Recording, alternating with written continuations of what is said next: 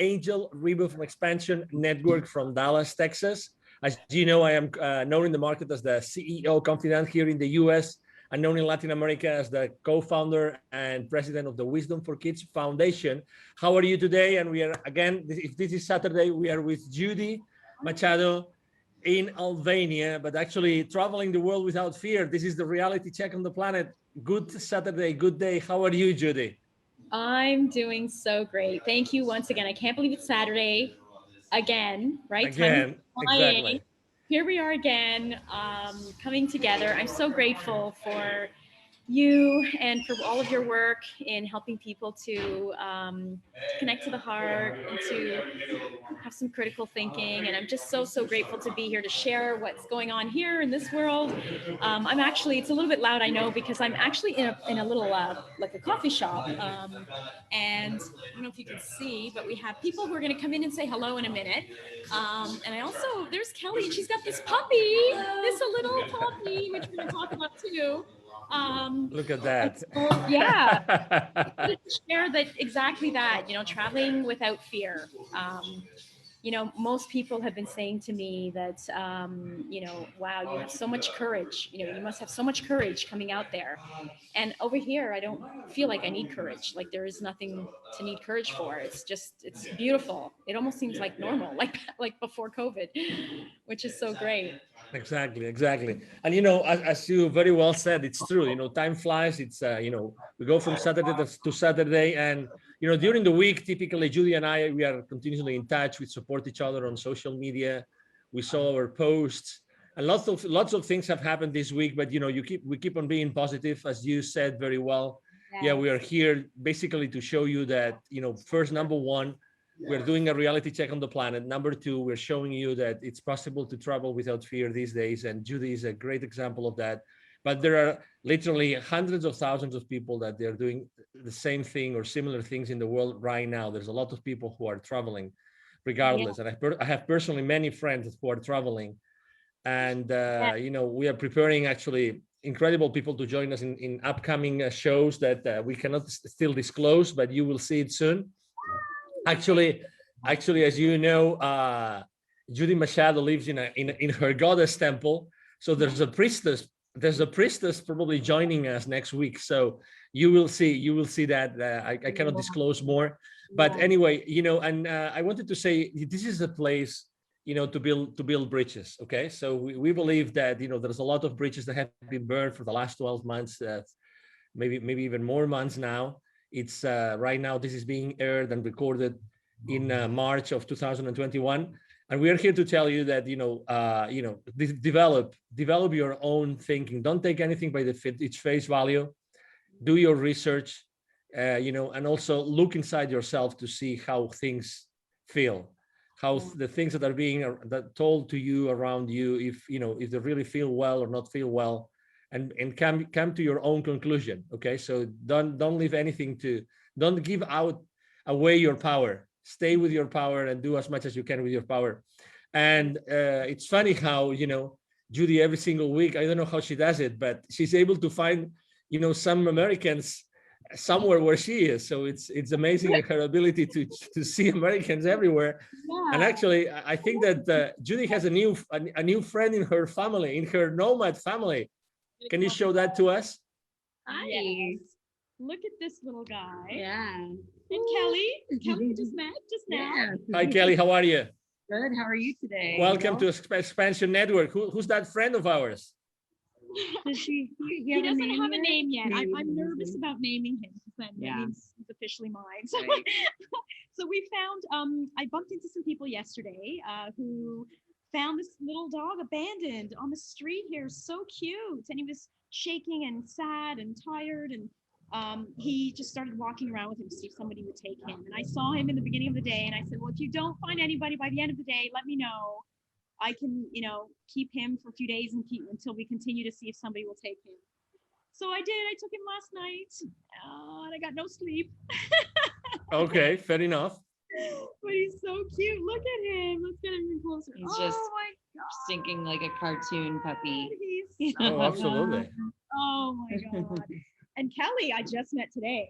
Yeah. I don't even really know Kelly's story. Right. So I'm excited to hear it. So how did you You end want up? to hear my story? Yeah. Exactly. So Kelly, go ahead. So it's a pleasure to have you here. So please feel us in home. Okay. Okay, thanks, Angel. Absolutely. So I have been working as a digital nomad for about 3.5 years, teaching English online. And my roommate and I were traveling around, and we discovered Albania because we couldn't afford to live in Croatia. And so we just kept going down the coast, and we thought, well, let's try Albania. It's much more affordable. So we came here, and we were living in Vlora for a while, and we rented a car and drove down the coast of the Albanian Riviera, which is one of the most beautiful drives I've ever taken in my life. We found Saranda, and we fell in love with it here because it's right on the sea, and it's gorgeous, gorgeous town. And then we ended up buying an apartment here almost 2 years ago. Yeah. Wow. Yeah. Wow, you and your friend. Yeah. We went 50-50 Amazing. on an apartment, and we have a view of the sea in Corfu, Greece from our balcony. Yeah. And we could never have afforded that in Seattle. We were from Seattle. So we're like, there's no way we could ever afford to be, looking out over the sea with a gorgeous, apartment. And now you live in the Mediterranean. Yeah. In this beautiful Yeah. beach town with this lifestyle. Exactly. So amazing. That's beautiful. So you said you teach English. So where are your students? Where in the world are your students located? Well, it's kind of funny because they're actually located in South Korea and China. Look at that. Okay, fair enough. How did you find them, Kelly? Well, I work for 2 different companies, but the great thing about living in Europe and teaching there in Asia is the time difference. So I work from 11 a.m. to like 3 p.m. and it's evening over there, and so it's when they're getting home from work or off of school because I teach kids and adults. So the timing for me is ideal because I'm not a morning person. Yeah. But I get to work like 11 to 3, and that pays my bills. Oh, That's awesome. Yeah. Wow. Congratulations. Yeah, it's very, it's funny how, I always say that we tend to put our entire lives in kinds of different boxes to try to find ourselves like safe, like put some boundaries around us. And when we live, let's say in Seattle, I am in Dallas right now, Judy very often is in Canada, in Toronto, right? And we tend to think that our world is it's our grocery stores, it's our neighborhoods, our communities. But as soon as we start traveling the world, and I myself for many years, and I've conducted business in more than 33 countries. You then start expanding, and you realize that the world is something completely different. That there's people everywhere, that people with different cultures, different expectations, different ways of seeing the world. And, they're as valid as ours, right? They're as good as ours. And that makes us, we have to make an effort to adapt to the places where we go, because we are very respectful, right? I mean, obviously I know Judy, and I'm sure that you do the same thing. Every time you go to a new country, you really respect that country's, cultures and festivities and how people behave and everything, and that definitely makes you a better person. Would you resonate with that? Absolutely. Gosh, you just said a mouthful right there. But yeah, I think learning about different cultures is like the only way that as a world we can ever come together and get along. But communication is clearly like the number one thing. And it's like when you go to a new country, you have to learn how the culture works there and communicate with those people and try not to be, try to be observant and caring about their way of life and not infringe your values and your lifestyle upon the people Exactly that you're visiting, but Albania is it's a bit of a tough one. They're trying to get into the EU, and they have a lot of work to do to get there. And some of those things are, more Western type of values.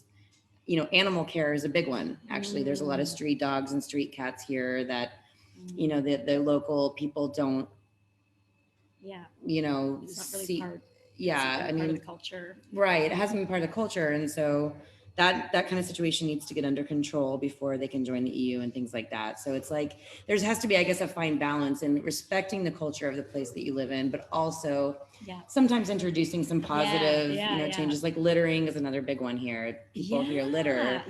And we're right on this beautiful sea, and it's just enraging when you see someone throw trash like right by the sea. Right, why would you do that? So it's like this, fine balance, but the people here are so beautiful and lovely and wonderful. It's just, and the food is delicious, isn't it? So good. Yeah, we've seen many examples. Every week, Judy, I have to tell you, Kelly, every week Judy shows us some delicacy, some people enjoying. I mean, just the other day, I'm from Spain, so imagine she was showing me how a few of her friends were having a paella right there on the sea, which is like, it's like the most amazing, exactly.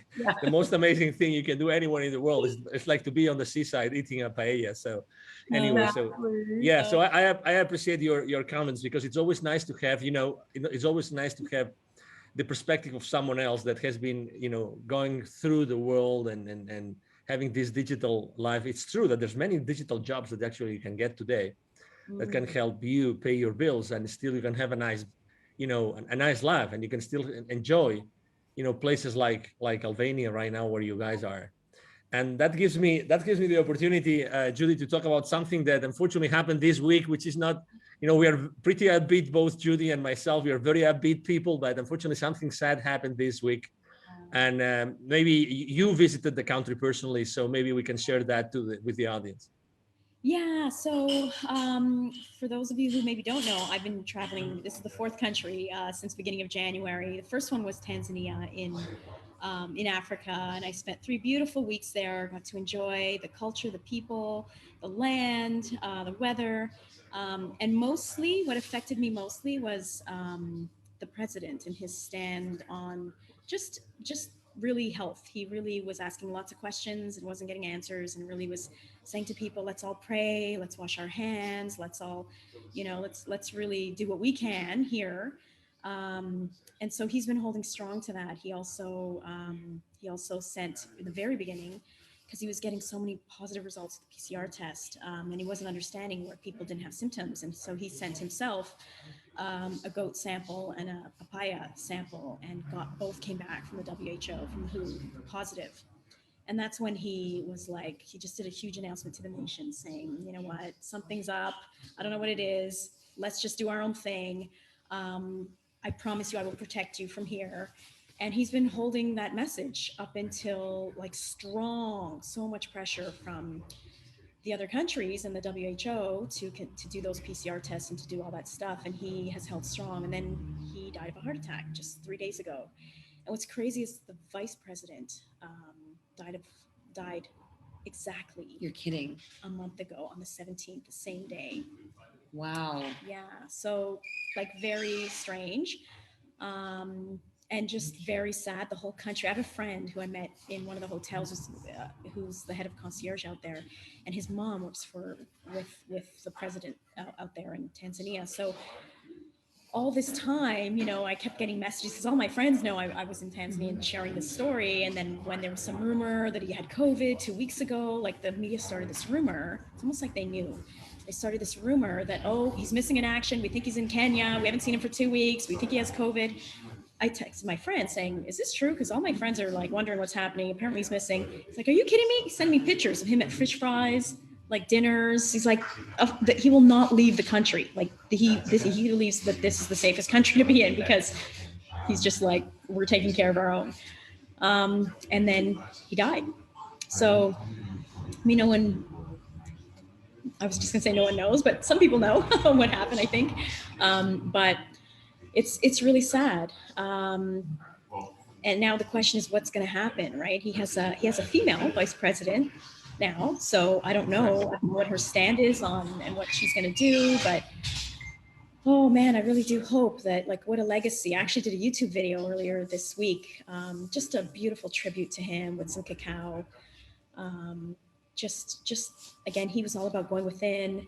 He believed in God and praying, whatever everyone believes in, but going within, I believe in, whether it's meditating or whatever. It's so important, because that's where we connect to you know, the love, who we really are and what's really sort of happening. And we know, right, Angel, we know that what's going on right now is a reflection of really everybody shifting, the rise in consciousness, the rise in the earth going from 3D to 5D. Anything that's not, you know, that's coming from a place of not for the greater good is literally surfacing. That's why we see so much that's unethical, so much that's happening in the world that's really just so obvious to us. It's literally has nowhere to go but to surface, so that we can just all see it, and it can just, you know, we can just decide how are we all going to build something new out of this. And that's part of collaborating, right? Coming together and figuring out how we can just collaborate, support each other, work together, and not be in competition. Exactly. Right? Figure out how we can win, like work together and be like, okay, you and I are going to get equal, the same amazing, right? Versus I'm going to like get more than you. Yeah. Because you and I are sisters, you and I are brothers. Like we really are. And when we treat each other that way, like that's when we can really enjoy peace. Exactly. And every week we are in this conversation with someone else, and it's funny how without telling you anything, Kelly, you just came up with the same idea, which is, you know, we're just part of the same thing here. You know, we are all part of the same thing. We are here to help each other. That's it. How many, I mean, for us travelers, how many people have you found, you know, Judy or Kelly, that have helped you for, you know, no questions asked? How many? Hundreds, exactly. And they just have helped you because you were genuine, you were yourself, you were not pretending to be anybody else, and you just needed help, you know? And that's it. We are all good people, and we like to help, and we like, exactly.